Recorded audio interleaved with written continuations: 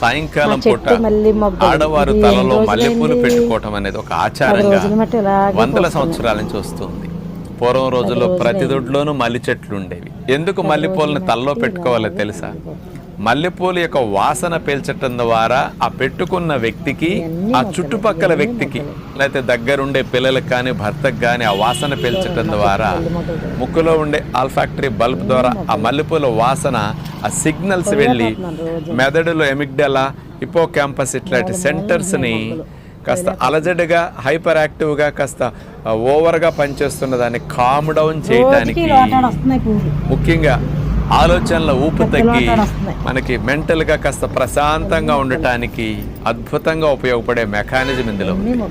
ఈ మల్లెపూలలో జాస్మోన్ అనే chemical compound ఉంటుంది. ఇదేం చేస్తుందో తెలుసా?